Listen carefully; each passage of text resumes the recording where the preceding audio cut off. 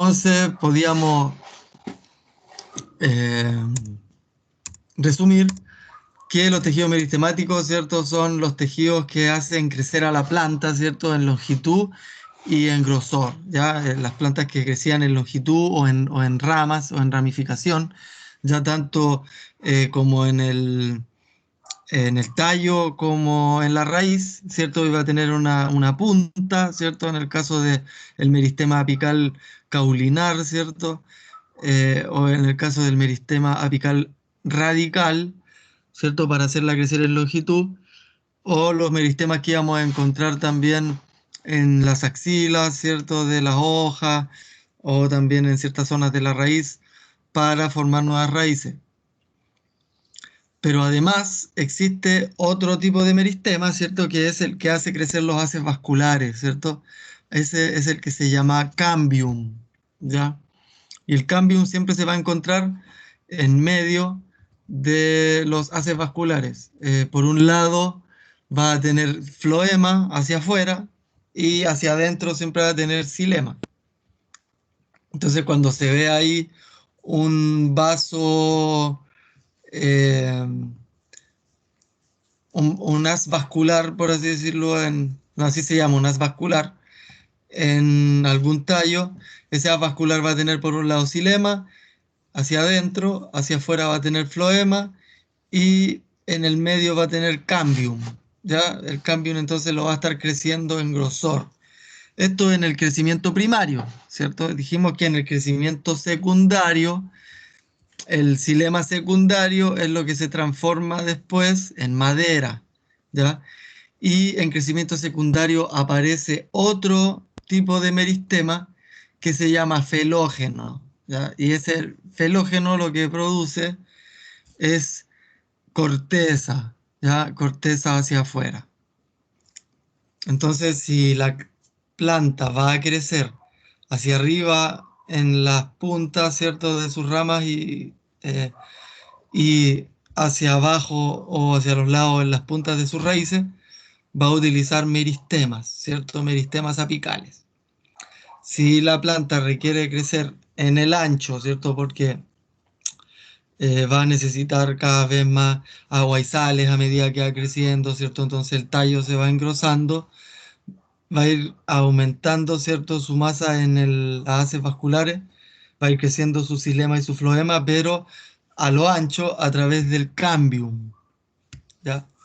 Y si esta planta es leñosa, ¿cierto? Es arbustiva o arbórea, eh, va a tener crecimiento secundario, entonces va a empezar a producir corteza a través de su felógeno. Y esos tres tipos entonces de meristemas son tejidos meristemáticos o tejidos embrionarios, por así decirlo, ¿cierto? Son tejidos que dan inicio a otros tejidos, ¿tá? Y eso fue lo que revisamos la clase anterior. Ahora lo que sigue son los tejidos protectores o tejidos tegumentarios, ¿cierto? Tejidos eh, que van a tener las funciones de proteger de la desecación, proteger de las agresiones externas, ¿cierto? Como aislante térmico. eh, Van a tener por un lado una capa de epidermis, que es una capa de células, y después van a tener una secreción de suberina o una cutícula producida o generada con mucha suberina. Entonces eso también le llaman suber. Esta es la piel, ¿cierto? La epidermis, la cascarita, que en general es muy en los frutos, ¿cierto? En los tallos, muy delgada porque es una capa de células, ya no son muchas las capas de células. Y como toda piel, ¿cierto?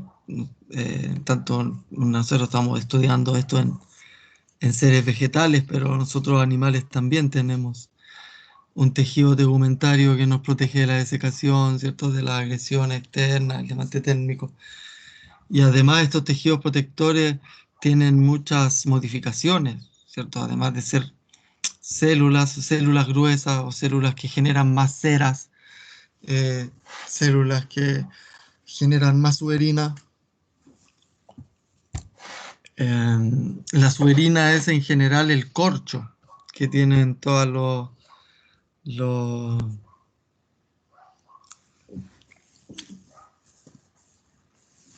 las cortezas. Protege de agresiones físico-químicas y además es un aislante térmico, como ahí dice. Ya, las células de la epidermis son de distintos tipos, ¿cierto? Existen tres tipos.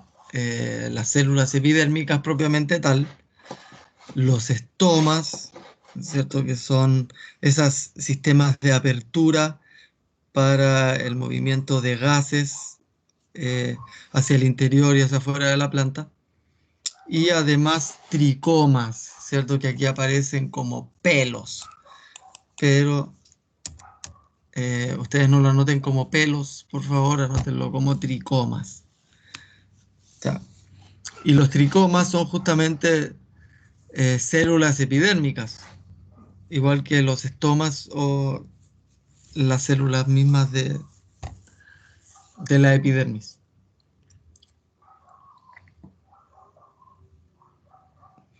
Afuera de las células epidérmicas siempre hay, como les decía, una cobertura o una cutícula que es alta en ceras, alta en, eh, sí, principalmente ceras. Con esas ceras se generan condiciones hidrofóbicas que aíslan de la desecación a las células interiores. Algunas tienen colores llamativos, ¿cierto? Para atraer polinizadores o dispersores de semillas. Eh, en el caso de las raíces, son esas las células que toman contacto con los rizobios, eh, generando esa relación simbiótica a través del nitrógeno.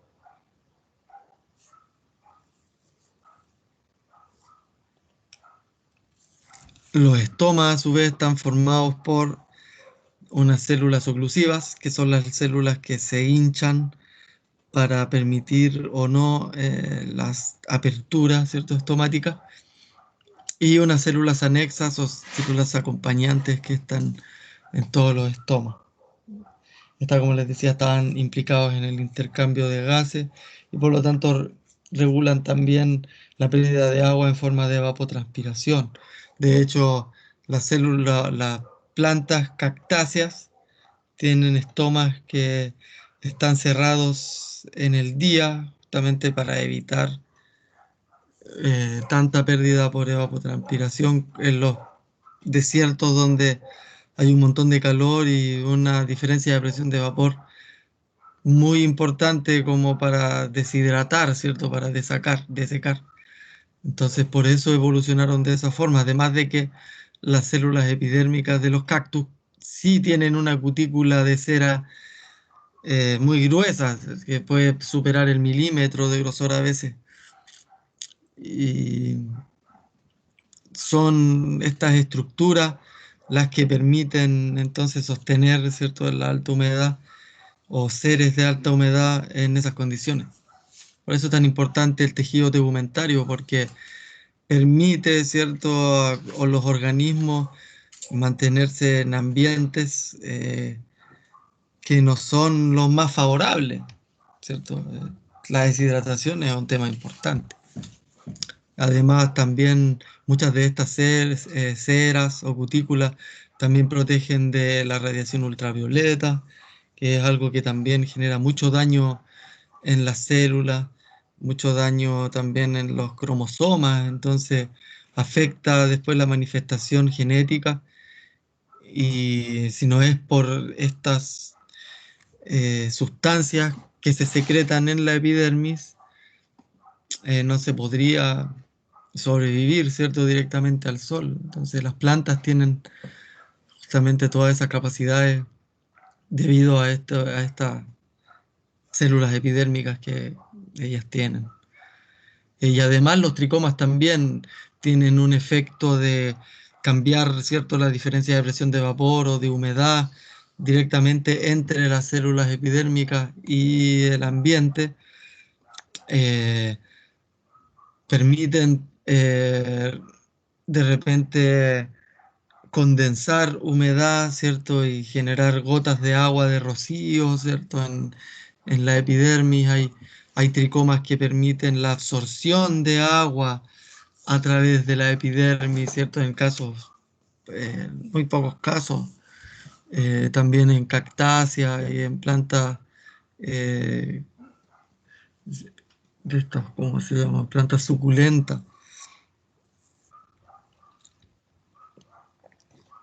También pueden secretar, ¿cierto? Algunas sustancias atrayentes, eh, como azúcares o aromas, ¿cierto? Para los polinizadores, dispersores de semillas. También pueden ser urticantes, ¿cierto? En el sentido de alejar a algunos organismos, ¿cierto? Algunos predadores. Entonces pueden tener diversas funciones, ¿ya? Y muchas veces diferenciar entre una especie y otra, ¿cierto? Entre un organismo u otro se puede dar justamente por estos tricomas o particularidades en los tricomas de la epidermis. Y solo en el crecimiento secundario, o sea, solo en plantas arbustivas y arbóreas, existe lo que es la peridermis, que produce el suber o la felodermis. Eso lo genera el felógeno, ¿cierto? Entonces todo eso tiene que ver con la corteza. Ya la peridermis es la corteza. Y la corteza, ¿por qué está formada por felodermis, que es la primera capa que está produciendo el felógeno?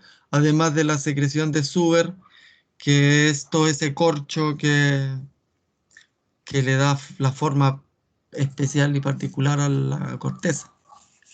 Pero como bien indica ahí, es solo para organismos con crecimiento secundario, ¿ya?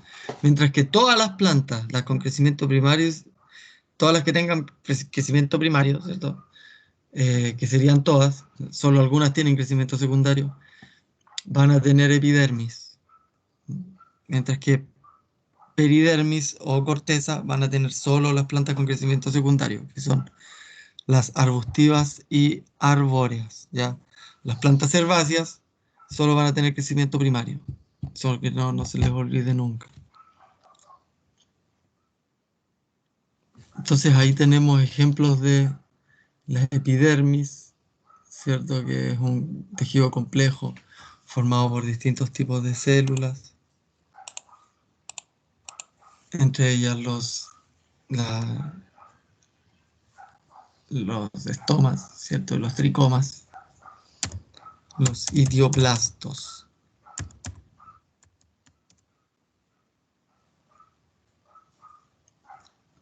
Esas células se llaman así porque cambian, en general tienen como otra forma respecto a sus células epidérmicas.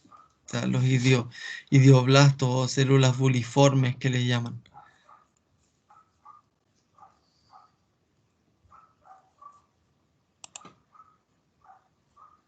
Así que consideremos los idioblastos como células epidérmicas deformes, ¿ya? Por eso no se los había nombrado recién. Los estomas, que se denominan ya aparatos estomáticos debido a que son sistemas con células anexas y células oclusivas, que las vamos a ver, y los tricomas. Ya todo eso va a aparecer de esta única capa de células que está por fuera, que se llama epidermis. ¿Ven? una única capa, o sea, capa de unas células, no tienen células superpuestas, ¿cierto? Una célula pegada al lado y van cubriendo. Y de esas células aparecen esos tricomas. Ya, son pocos los casos en que la epidermis son varias capas de células, ya en general son una sola capa, ¿cierto? Salvo que sean plantas que están, como bien dice ahí, adaptadas a mucha sequedad, van a tener más capas. Y protege a las estructuras primarias, ¿cierto? Como les decía, todas las plantas con estructura primaria, o sea, con crecimiento primario, van a tener epidermis, ¿ya? Sean herbáceas o leñosas. La única diferencia es que las herbáceas no van a tener crecimiento secundario, ¿ya? Acá tenemos células epidérmicas, ¿cierto? Aquí tenemos sistemas estomáticos entre medio. Son células vivas, ¿cierto? A diferencia del esclerénquima, que después vamos a ver, son tejidos que están formados por células muertas. Estas son células vivas, unidas entre sí, sin espacios intercelulares, formadas por células aplanadas, con formas irregulares, poligonales, sobre todo hexagonales, desprovistas de cloroplastos, por lo tanto no tienen cierta importancia en la fotosíntesis, cubren las estructuras primarias de la planta, todas las partes jóvenes del vegetal, todas las partes con crecimiento secundario, ¿cierto? Ahí van a ser protegidas por felodermis y es reemplazada por eso, por la peridermis, justamente en plantas con crecimiento secundario. La cutícula es una capa impermeable formada por engrosamiento de la pared celular con materiales grasos, ¿cierto? Cutina se llama, formada por una cutícula y la capa cuticular que es cutina, que son en general ceras, por eso se llaman materiales grasos. En plantas mesofílicas mesofíticas y acuáticas, quiere decir que son plantas que están adaptadas a alta humedad, va a ser muy delgada, ya, pero en plantas que son de formaciones xerofíticas o de alta sequedad, van a ser muy gruesas esta cutícula, ¿cierto? Ustedes, si fíjense en un cactus, si tienen un cactus cerca, fíjense que justo la primera capa que tienen es como una capa de plástico, ¿ya? Que es como de medio o 1 milímetro de grueso. Eso es solo la cutícula. Bajo ella van a encontrar la primera capa de células epidérmicas. ¿Mm? Entonces, igual es importante, gruesa. Ahí tenemos entonces la cutícula como esa capa de grasa impermeable que está por sobre la epidermis, que es una sola capa de células, y luego viene abajo, ¿cierto? El parénquima. Entonces la cutícula, si es una capa de cera, claramente va a impedir la salida de agua, entonces va a evitar la desecación. ¿Ya? Y lo otro es que también impide el paso de dióxido de carbono y oxígeno también. Entonces es necesario tener una forma de apertura estomática sí o sí en la noche, porque si no, no podrían generar metabolismo. Igual es una ventaja por un lado, pero es un problema por otro. Pero para eso las plantas tienen ciertos subcanales estomáticos. Aquí tenemos distintos ejemplos de epidermis. Acá pueden ver que aparecen varios sistemas estomáticos entre medio de la epidermis. Eso en especial si son células o sea, si son tejidos epidérmicos del en vez de la hoja, van a ser van a tener muchos estomas, pero en general también van a existir estomas en otras células epidérmicas o también lenticelas.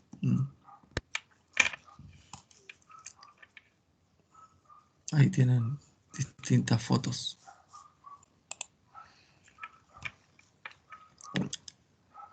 Aquí están las estructuras epidérmicas como los estomas, los tricomas y los idioblastos.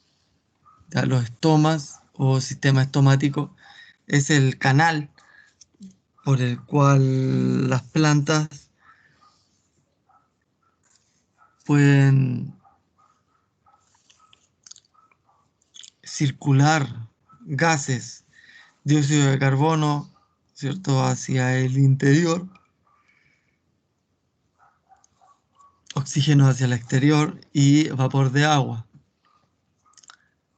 Va a tener dos células oclusivas, que son unas células que se inflan. Al inflarse van a abrir una pequeña apertura que se llama ostiolo y va a estar rodeada de células anexas, ¿cierto?, que la van a sostener. A todo eso se le llama sistema estomático o estoma.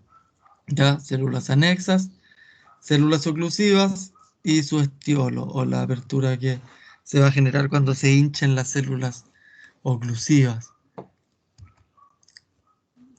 Aquí tenemos una foto transversal, ¿cierto? Que podemos observar la primera capa de epidermis con su cutícula por fuera, ¿cierto? Y luego unas células anexas que sostienen a dos células oclusivas. Y adentro el aerénquima, ¿cierto? O la cámara subestomática que está conectada al parénquima aerífero adentro, ¿cierto? Parénquima aerífero o aerénquima también le llaman. Pero que es todo el sistema de canales internos que permite también el movimiento de gases dentro de la planta. Entonces, en las hojas, principalmente en el en vez de las hojas, en plantas acuáticas se va a encontrar también en el haz de las hojas, van a poder encontrar estomas. Y mientras más sequía o plantas que están más adaptadas a climas secos van a tener menos estomas, ¿tá? Y máximo en lugares húmedos. Y es justamente porque se pierde mucha agua a través del estoma. Funciones de los estomas: regular el intercambio de gases con la atmósfera, ¿cierto? Entrada y salida de dióxido de carbono y oxígeno, necesarios para la fotosíntesis y para la respiración. También van a controlar la transpiración, ¿cierto? Que es la evaporación, la eliminación del vapor de agua, la evapotranspiración, que por un lado provoca enfriamiento de la planta, efecto de aspiración de nutrientes desde el suelo, ¿cierto? Ayudando a la savia bruta en su ascensión. Es como a medida que se va evapotranspirando hay un efecto de succión desde la solución del suelo a través de las raíces. Ya mientras más evapotranspira la planta, más movimiento de agua y por lo tanto más flujo de masas. Y mientras más flujo de masa, mayor es la cantidad de nutrientes que puede ir absorbiendo la planta. Por eso una planta que tenga mayor evapotranspiración va a crecer más rápido también, pero solo en entornos con alta humedad, porque si son entornos con muy poca humedad, se pueden deshidratar antes que crecer, ¿cierto? Entonces ahí las plantas van haciendo una adaptación respecto al número de eh, estomas que tienen.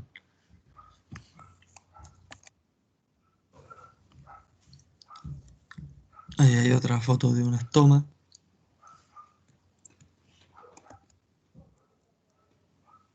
Ahí está la explicación de cómo funciona fisiológicamente el sistema, ¿cierto? Un estoma cerrado es cuando las células oclusivas están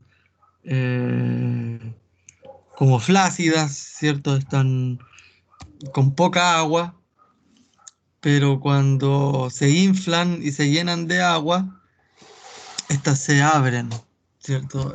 O al hincharse, abren ese espacio intermedio. Y estas se abren por ingreso de potasio, ¿ah? Cuando las células están cerradas, células oclusivas están cerradas, están desinfladas, ingresa potasio, cloro y agua.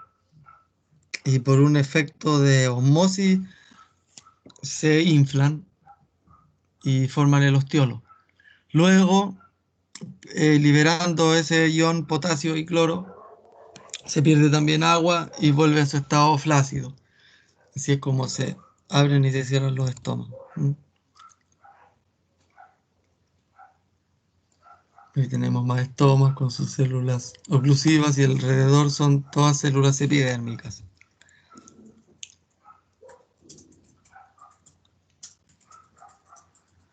Aquí hay células de dicotiledóneas, que son las típicas, y también hay acá células de monocotiledóneas, que son un poco más ordenadas, ¿cierto? Porque las células monocotiledóneas, vamos a ver más adelante, que tienen la nervadura paralela. Entonces las estructuras en sus hojas son mucho más ordenadas que las dicotiledóneas. Y en el caso de las monocotiledóneas, entonces vamos a observar este tipo de estomas.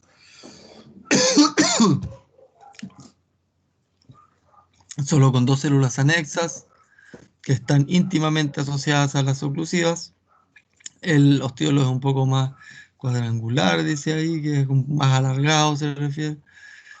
Y las células oclusivas son también mucho más alargadas.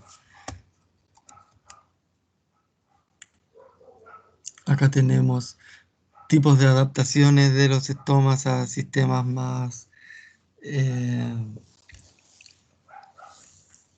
más secos, que son con tricomas, ¿cierto? Y los tricomas sostienen microclimas que evitan mayor deshidratación, ¿cierto? O estomas cerrados, ¿cierto? En el día.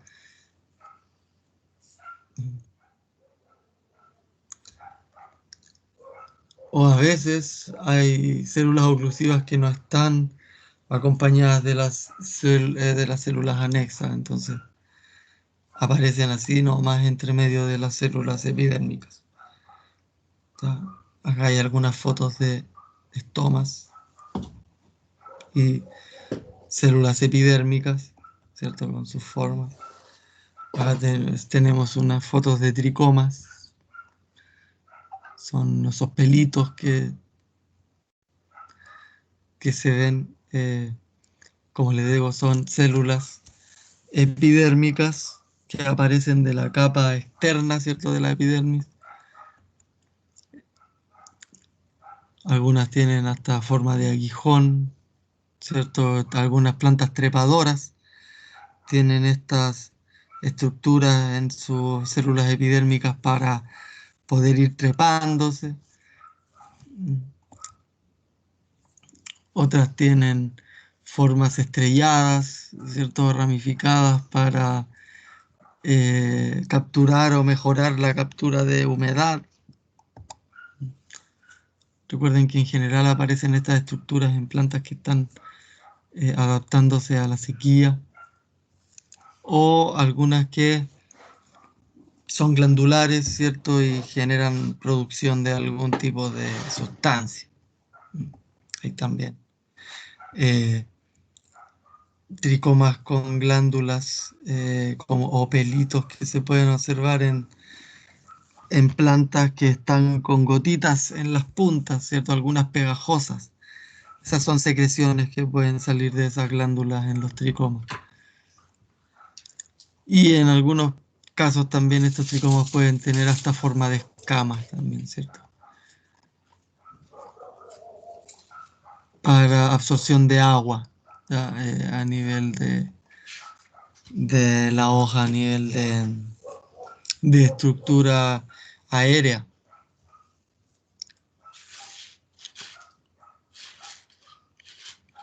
O estructuras subepidérmicas que pueden aparecer como tipo aguijones o pelos urticantes, ¿cierto? Que pueden servir, como les decía, para la defensa, que también pueden secretar eh, ácidos, ¿cierto?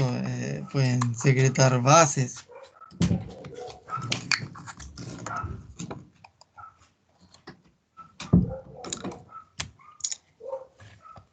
O algunas incluso pueden capturar inclusiones, pueden capturar metales pesados, ¿cierto? Algunas sustancias tóxicas y acumularlas como sustancias ergásticas en células epidérmicas, eh, para protección, para hacerse supuestamente, ¿cierto? A nivel ecológico, más desagradables para sus predadores, ¿cierto? Para sus herbívoros. Pero eso está aún en estudio.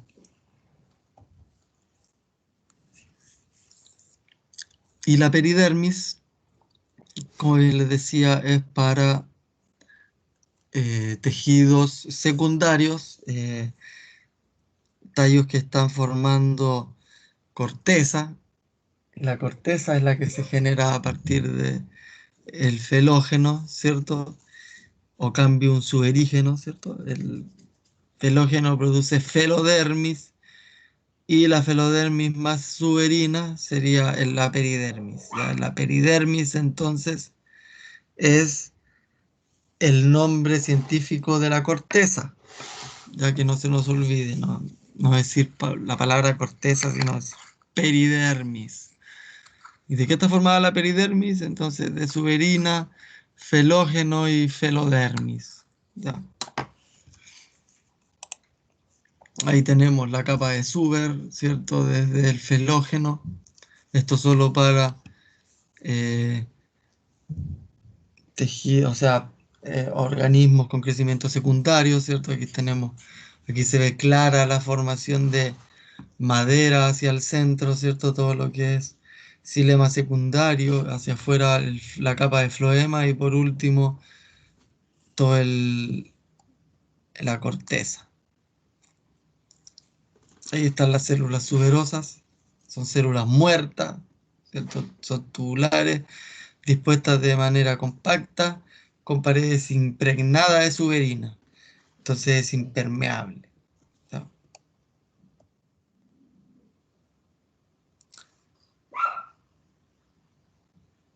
¿Cuáles son las funciones de la suberina? Aislar las células frescas del tallo, ¿cierto? En formación, para evitar también su deshidratación. Se impregnan con la suberina y crecen entre ellas, ¿cierto? Haciendo muy difícil el tránsito de vapor de agua por los espacios intercelulares. O sea, más que estar también impregnadas de suberina, tiene que ver con la disposición entre una célula y otra para evitar la salida, ¿cierto? Del vapor de agua. Y eso se empieza a acumular, ¿no? Para acumular, acumular hacia afuera. Células muertas que se van acumulando hacia afuera. Ese es la corteza. El caso del alcornoque, ¿cierto? Que es de donde se saca el corcho, es el caso más extremo de producción de suberina, donde pueden encontrar eh, cortezas con 10, 20 centímetros de grosor, imagínense, en los árboles más grandes, árboles antiguos. El árbol del corcho que se llama, búsquenle ahí el tamaño de ese tejido, el tamaño de esa peridermis, felodermis. Y las lenticelas son escapes, ¿cierto?, que se generan en las células con crecimiento secundario, que también permiten la salida de difusión de gases. Son como estomas, por así decirlo, pero de los tallos, de las ramas, eh, y se generan en donde está la corteza. Ya son como escapes de aire debajo de la corteza, entre medio de la corteza.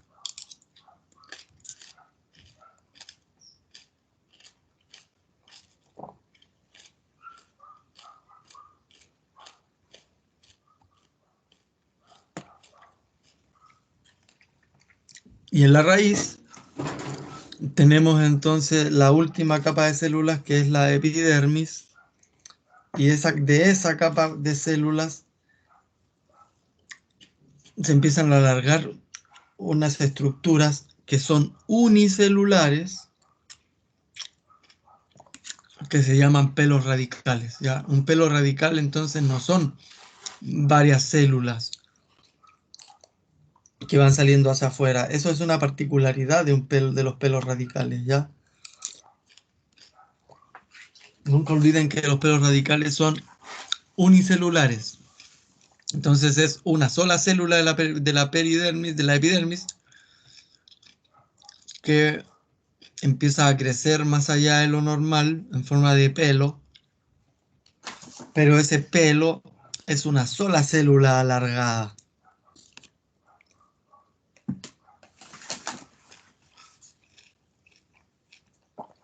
De esta forma, la epidermis mejora la superficie efectiva de absorción, ¿cierto? Imagínense que una sola célula de la epidermis va a tener una superficie de absorción de ese tamaño nomás si tiene forma cuadrada, ¿cierto? Si tiene forma rectangular. Uno de sus lados es el que va a estar en contacto con el suelo y eh, ese lado es el único que va a poder absorber. En cambio, un pelo radical va a aumentar significativamente la superficie efectiva que va a estar en contacto con el suelo. Eso mejora sustancialmente la absorción de agua y sales desde el suelo. Por eso también son tan importantes los pelos radicales, debido a la superficie efectiva.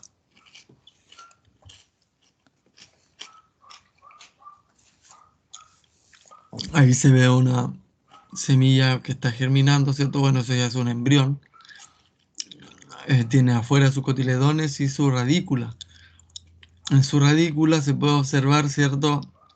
En la punta, esa caliptra o cofia, ¿cierto? Que protege protege al meristema apical radical. Y después ya viene eh, la zona de diferenciación que genera la raíz misma. Y en esa zona, las células epidérmicas comienzan a presentar entonces eh, estas como crecimientos diferenciados, alargados, con el fin de mejorar significativamente la superficie efectiva de contacto con el medio del suelo.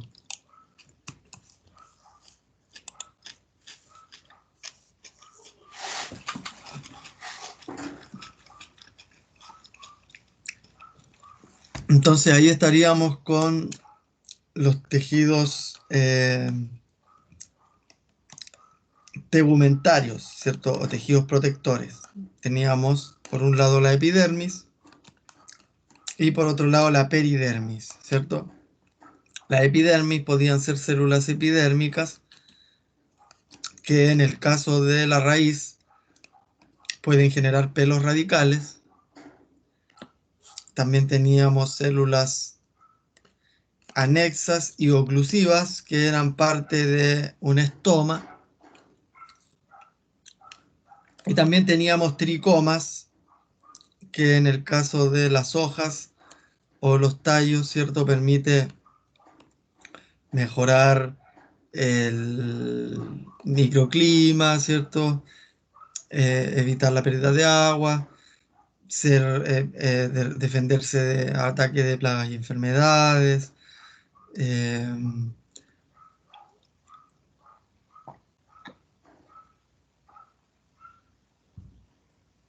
secretar también algún tipo de sustancia. Entonces, eso podían hacer también los tricomas epidérmicos. Y ahora vamos a ver justamente tejidos secretores, ya, tejidos que están especializados Profe, en secretar cosas. Dígame. consulta, los estomas, ¿cuántos tipos eran al final? Me confundí un poco. Los de plantas dicotiledóneas y plantas monocotiledóneas, que tenían que ver con su disposición, pero no es que hayan distintos estomas. Lo que yo le decía es que un estoma tiene dos distintos tipos de células, las células anexas y las células oclusivas. Eso.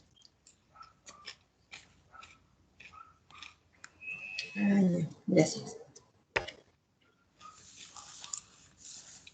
Y tenemos otros tejidos que son secretores, ¿cierto? Que no todas las plantas los tienen, ¿cierto? Pero algunas más que otros, generadas para secretar distintos elementos como néctar, como agua, ¿no es cierto? Secretar en la agutación o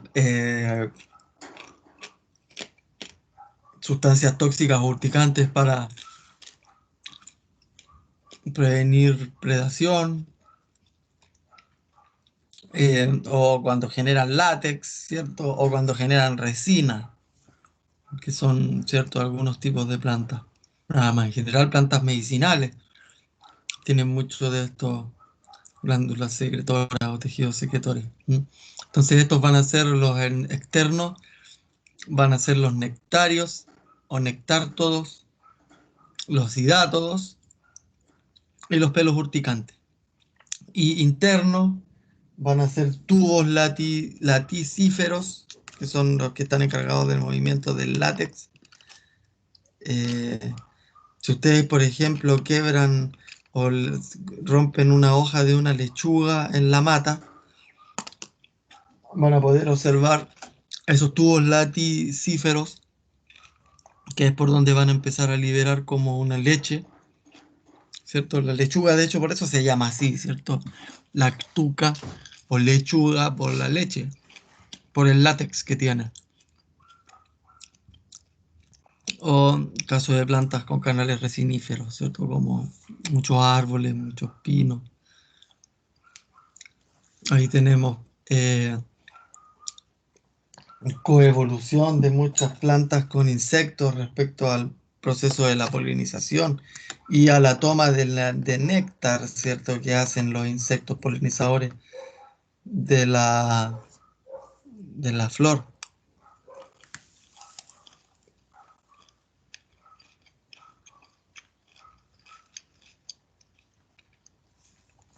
Imagínense que la abeja, para llegar a la glándula nectaria, va a tener que introducir su probóscide hasta la base. Al hacerlo, va a estar obligado a dejar su espalda expuesta al polen de de una flor, y después cuando la planta, o sea, cuando la abeja vaya a otra planta a hacer lo mismo, va a poder depositar ese polen en otra eh, flor y generar de esta forma el proceso de polinización.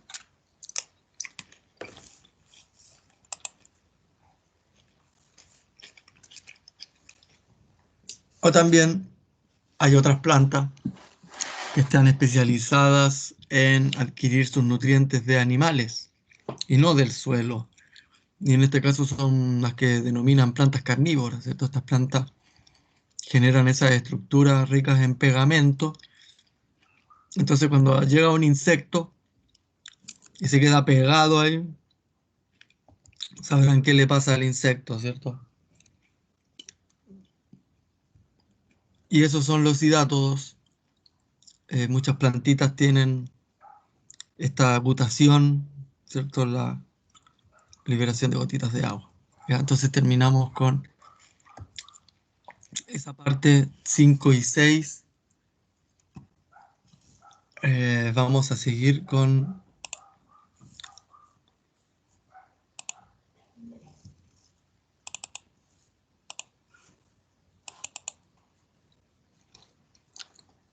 el tema 7.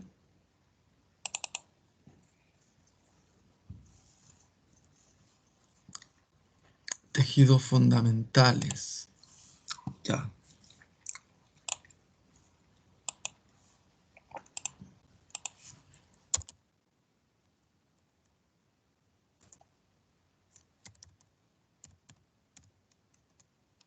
Voy a cortar.